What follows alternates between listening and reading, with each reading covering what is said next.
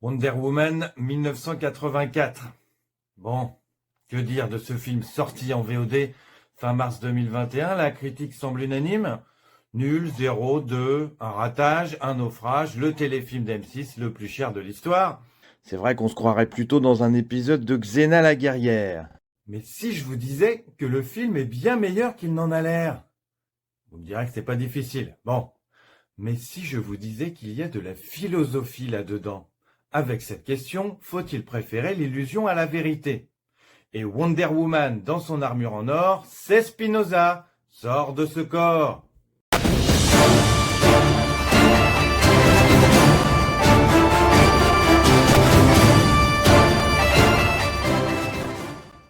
Bon, avant d'aller plus loin, et s'il n'est pas déjà trop tard, autant vous prévenir, cette petite lecture philosophique de Wonder Woman n'est pas garantie sans spoiler et risque de vous révéler des éléments de l'intrigue.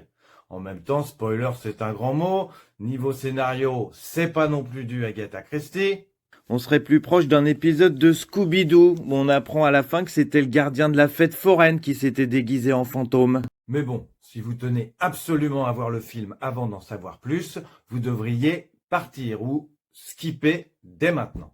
Rappelons l'histoire de ce Wonder Woman qui tient sans doute sur un post-it.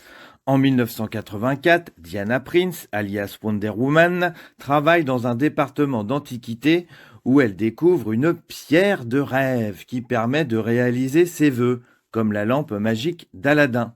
Le genre d'objet qui ne doit absolument pas tomber entre de mauvaises mains. Et bien sûr, le méchant du film, Max Lord, s'empare de la pierre parce qu'il veut devenir maître du monde. Wonder Woman essaie de l'arrêter grâce à son nouveau costume, une armure en or. Moralité, c'est pas bien de vouloir être maître du monde. Bon, ça tout le monde le sait. Mais surtout, c'est pas bien de réaliser ses vœux, de faire un vœu, de vouloir changer les choses. Il vaut mieux accepter la réalité telle qu'elle est. C'est à peu près ce qu'explique Wonder Woman à la fin du film, dans un déjà fameux monologue aux paroles pour le moins sibyllines. Ce monde était un endroit magnifique tel qu'il était. Et l'on ne peut pas tout avoir, on peut seulement avoir la vérité. Et la vérité suffit, traduit en français par il faut aimer la vérité. La vérité est magnifique, alors regardez ce monde et regardez quel sera le prix de votre vœu. Renoncez à votre vœu. Et si la vérité c'est que je suis le dernier des losers, que j'ai raté ma vie? Si je suis SDF et que je dors sous un pont, est-ce que je dois me dire c'est magnifique? Et si la vérité c'est que j'ai perdu un être cher, un seul être vous manque et tout est dépeuplé? Alors, pourquoi est-ce que je devrais aimer ça? C'est bien ce que se dit Wonder Woman elle-même au début du film. Son copain est mort, alors quand elle découvre la pierre, elle lui demande qu'il revienne à la vie. Son souhait est exaucé, mais en échange, elle perd ses super pouvoirs. Parce que tout a un prix. On ne peut pas tout avoir. C'est donnant, donnant. Ce que je gagne d'un côté, je le perds de l'autre. Et même, je me rends compte que je perds bien plus que je ne gagne dans ce genre de pacte avec le diable, ou du moins le malin génie. On retrouve là un thème courant des contes, celui de l'objet magique, comme la lampe qui prétend réaliser des vœux.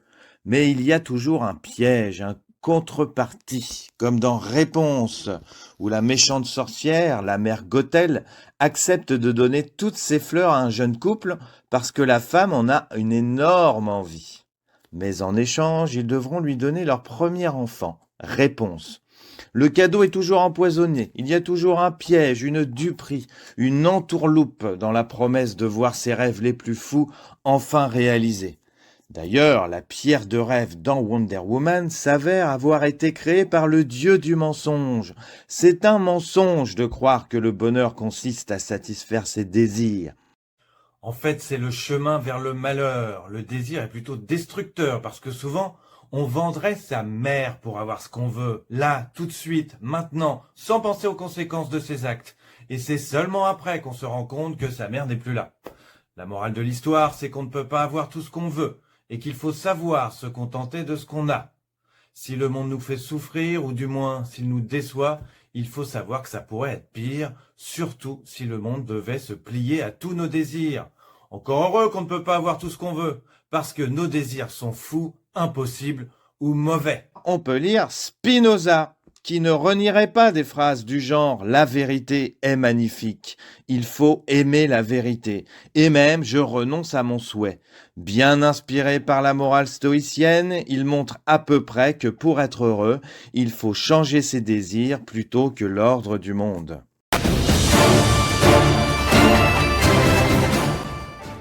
Bon, d'abord, changer ses désirs, ça ne veut pas dire qu'il ne faut rien désirer. Pour Spinoza, le désir est l'essence de l'homme. C'est dans sa nature de vouloir des choses qu'il n'a pas.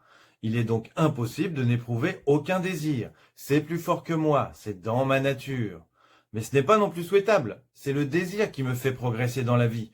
Ou comme le dit Spinoza, persévérer dans l'être. Le désir, c'est ce qui donne un but à atteindre, autant dire un sens à la vie. Mais aussi la force et la motivation pour persévérer. Si on n'a aucun désir, on n'avance pas. Et puis, rien ne donne plus de joie, voire de bonheur, que d'obtenir enfin ce qu'on a toujours désiré.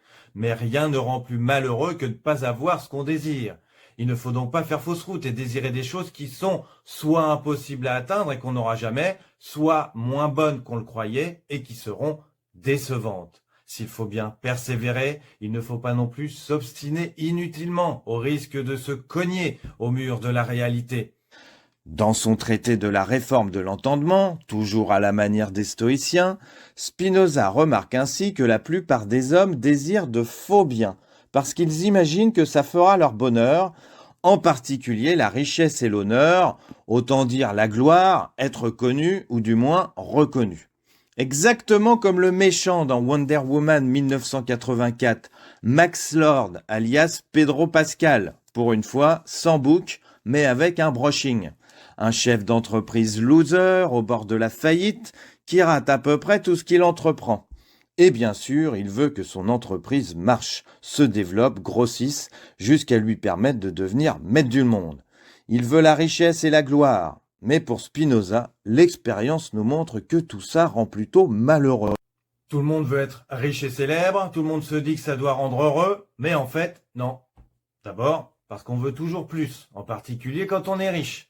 On n'en a jamais assez, on n'est donc jamais vraiment satisfait. Surtout, on a toujours peur de perdre tout ce qu'on a, d'être ruiné si on est riche et de devenir has-been, de se faire oublier si on est reconnu. Celui qui aime la richesse et la gloire vit toujours dans la peur de perdre tout ce qu'il a. Il n'est donc jamais ni heureux, ni même serein.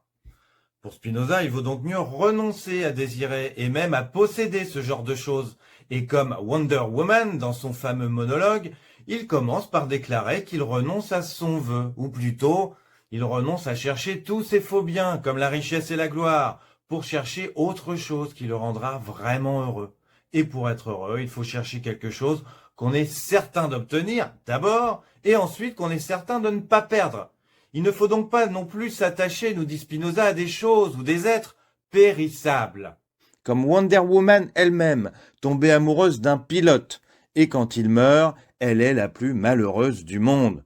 Et la chose qu'elle désire le plus au monde, c'est de le voir revenir. Mais c'est impossible, et désirer l'impossible rend forcément malheureux. Que faut-il donc aimer? Que faut-il donc désirer pour trouver la joie?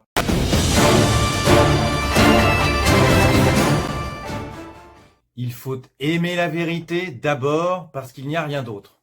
Il faut changer ses désirs plutôt que l'ordre du monde, parce que l'ordre du monde, on ne peut pas le changer. Rien ne fera revenir l'être cher qu'on a perdu. À quoi bon rêver qu'il revienne alors, puisque ça ne changera rien. Et comme le dit Spinoza dans sa grande œuvre posthume, l'éthique, les choses n'ont pu être produites autrement qu'elles ne l'ont été, ni dans un autre ordre. Le monde est comme il est, on ne peut pas le changer. Il a ses lois qui sont ce qu'elles sont, loi de la gravitation, loi de la chute des corps, la Terre tourne autour du Soleil, et l'homme est mortel. La première chose à faire, c'est donc de connaître la vérité, connaître ces lois de la nature pour savoir ce qui est possible ou non.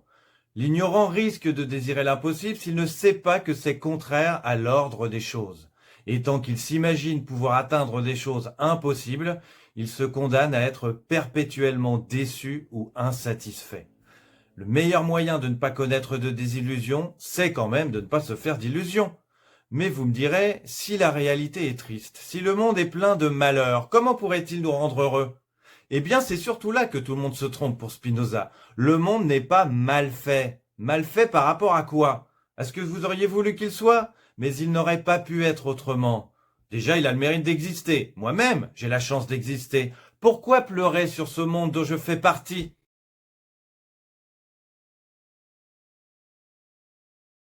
Il faut aimer la vérité. Ce monde est magnifique parce que j'y suis, j'existe, même si je dois mourir. C'est le prix à payer. À la fin, on se rend compte que notre désir, notre insatisfaction perpétuelle fait qu'on se rend compte toujours trop tard de ce qu'on a perdu. C'est peut-être ça la morale de l'histoire. On ne se rend pas compte de son bonheur quand on le vit parce qu'on veut toujours plus ou autre chose. Et c'est quand on l'a perdu qu'on le regrette. Il faudrait donc plutôt profiter de ce qu'on a quand on l'a, se dire effectivement que c'est magnifique avant qu'il ne soit trop tard.